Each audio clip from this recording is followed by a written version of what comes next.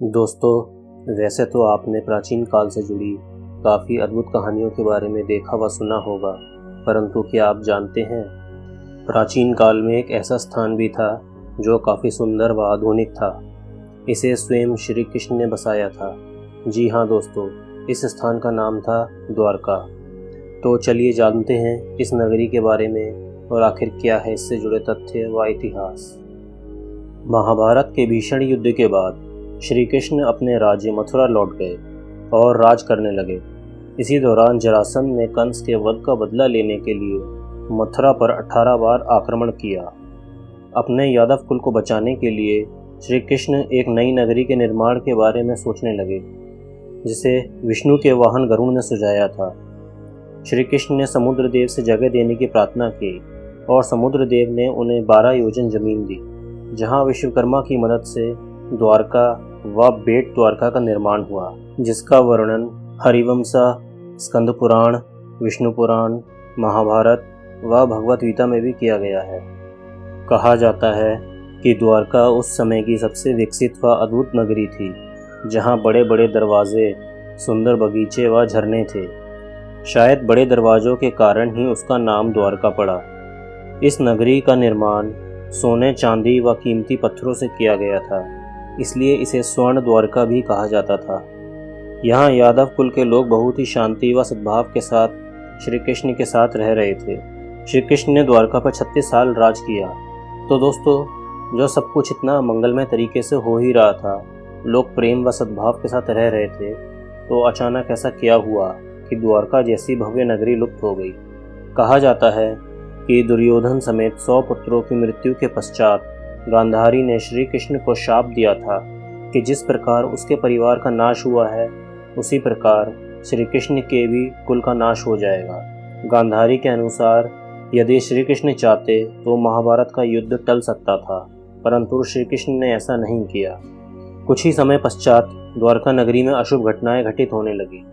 यदुवंशी आपस में लड़ने लगे और इसी प्रकार यदुवंशियों का विनाश होने लगा। तभी श्री कृष्ण को आभास हुआ कि कहीं ना कहीं ये गांधारी के शाप के कारण ही घटित हो रहा है और जल्द ही द्वारका का अंत हो जाएगा। उन्होंने अर्जुन को कहा कि वे द्वारका के नागरिकों को कहीं और स्थानांतरित करें। यह कहकर वह वैकुंठ निजधाम को चले गए। अर्जुन ने जिस जगह लोगों को स्थानांतरित किया, वह जगह आज गुजरात का जामनगर कहलाता है। कहा जाता है श्री कृष्ण के वैकुंठ जाने के पश्चात समुद्र देवता ने अपनी दी गई 12 योजन भूमि वापस ले ली और द्वारका नगरी जलमग्न हो गई। इसी के साथ द्वापर युग का अंत और कलयुग का उदय हुआ।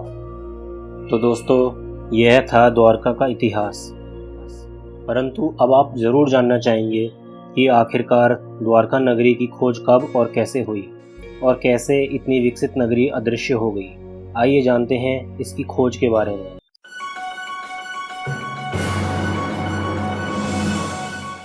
सन 1963 की बात है।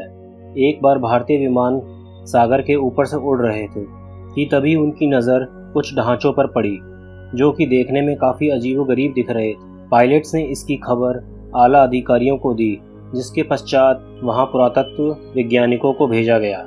खोजबीन के पश्चात वहां कुछ ऐसी कलाकृतियां मिली जिससे किसी प्राचीन सभ्यता के होने के संकेत मिले। हालांकि मिले सबूत उतने पुख्ता नहीं थे कि स्थान के होने के सटीक समय का पता लगाया जा सके। यह खोज करीबन 20 वर्षों तक चली और धीरे धीरे अधिक तथ्य सामने आने लगे, परंतु अभी भी तकनीक इतनी विकसित नहीं थी कि किसी विकसित सभ्यता के होने का सटीक प्रमाण पेश कर सके। सन 1984 में यह प्रोजेक्ट सरकार द्वारा दोबारा आरंभ किया गया, जो कि काफ़ी समय तक चला।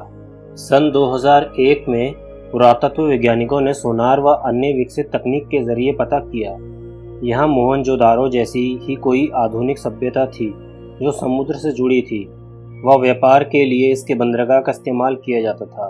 इस अद्भुत नगरी में बहुत विशाल दरवाजे, आधुनिक सड़कें व जल निकासी की व्यवस्था थी, जो कि 5 मील लंबी व 2 मील चौड़ी थी। उसी वर्ष सन 2001 में पुरातत्व वैज्ञानिकों का एक और दस्ता समुद्री तट से 7 किलोमीटर और अंदर गया, जहां उन्हें कुछ ऐसी चीज़ें मिली जिन्हें कार्बन डेटिंग करके मालूम पड़ा कि द्वारका नगरी करीबन 32,000 वर्ष पुरानी है। और 9000 सालों से दफन है। परंतु इतने वर्ष पश्चात भी यह रहस्य ही बना है कि आखिर द्वारका नगरी जलमग्न हुई कैसे। क्या यहाँ कोई सुनामी आई थी या फिर किसी और प्राकृतिक आपदा की वजह से द्वारका जैसी आधुनिक नगरी अदृश्य हुई थी। दोस्तों, आपकी इस बारे में क्या राय है, हमें कमेंट्स में ज़रूर बताएं। खैर, वजह चाहे जो भी रही हो, परंतु द्वारका नगरी व श्री कृष्ण का स्थान सदैव श्रद्धालुओं के मन में रहेगा। आज शायद ही कोई ऐसा भक्त होगा जो द्वारकाधीश मंदिर में भगवान श्री कृष्ण के दर्शन नहीं करना चाहेगा। हम आशा करते हैं कि आपको यह कहानी पसंद आई होगी। यदि आपको यह कहानी अच्छी लगी हो तो इसे लाइक शेयर करें और हमारे चैनल को सब्सक्राइब कर नोटिफिकेशन बेल को प्रेस करें ताकि भविष्य में आपको इस तरह की जानकारी मिलती रहे।